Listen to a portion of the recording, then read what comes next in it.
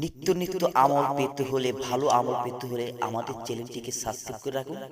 পাশে বেল আইকনে ক্লিক করে দিন, যেন আমাদের নতুন ভিডিও আপলোড দেওয়ার সাথে সাথে নোটিফিকেশন চলে যায়। সবাই ভালো থাকুন। অনেকে কমেন্ট করছিলেন যে ভাই জিন সাধন করে আসলে কি জিন কি দেখা যায়, কি জিনকে কি হাজির করা যায়, কিংবা জিনে কি আমরা আমাদের ধারা কি জিন সাধন কি হবে কি না।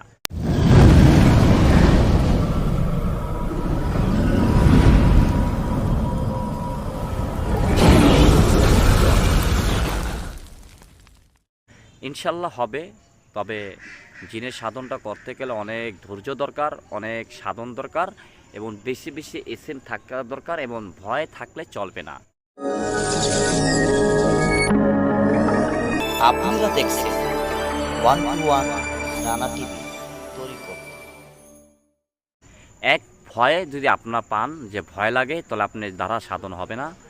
দুই, আপনার থাকতে হবে সততা এবং নীতি, এবং আপনার শরীরে সুঘেরান আতর লাগিয়ে রাখতে হবে, এবং মিষ্টি জাতীয় খাবার খেতে হবে।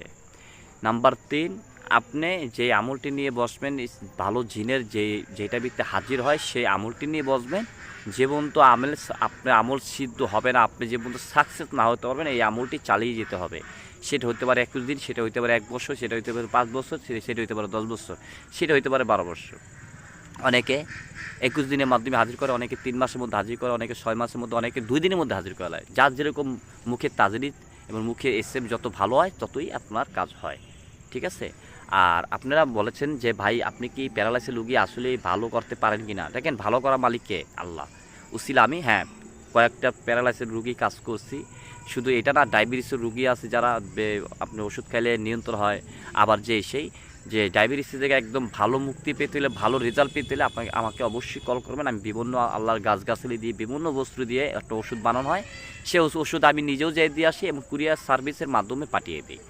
আরেকটি কথা মনে রাখবেন, সূরা ইখলাস, সূরা ফাতিহা, ইয়াসিন সূরা, এই 3টে সূরার মধ্যে যেই রহমত পাওয়া যায়, কারণ সূরা ইখলাস দিয়া, সূরা ফাতিহা দিয়া, সূরা ইয়াসিন দিয়া জিন হাজির করা যায়। সূরা জিন দিয়া, সূরা যে জিন, এটা দিয়েও আপনি জিন হাজির করা যায়। কিন্তু হাজির করবেন, উস্তাদ ছাড়া হাজির জীবনও করতে পারবেন না। উস্তাদ ছাড়া হাজির করছেন, আপনাকে যে কোনো মুহূর্তে মেরে ফেলতে পারে, এবং যে কোনো মুহূর্তে আপনাকে একটা প্যারালাইসিসের মতন আপনাকে বানিয়ে রাখতে পারে, যে কোনো সমস্যা করতে পারে।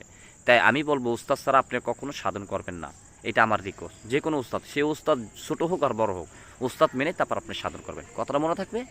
আর বিভিন্ন আমল এসএম পাঠ অবশ্যই করবেন। আল্লাহর ওলিরা সবসময় সাধনকে, আল্লাহর নাম, আল্লাহর জিকির, বেশি বেশি মানুষকে ভালোবাসা, এবং হারাম খাওয়া যাবে না, হারাম খেয়েও যাবে না, হারাম কাউকে খাইতে দেওয়াও যাবে না, এবং হালাল খেতে হবে, মিথ্যা ছাড়তে হবে।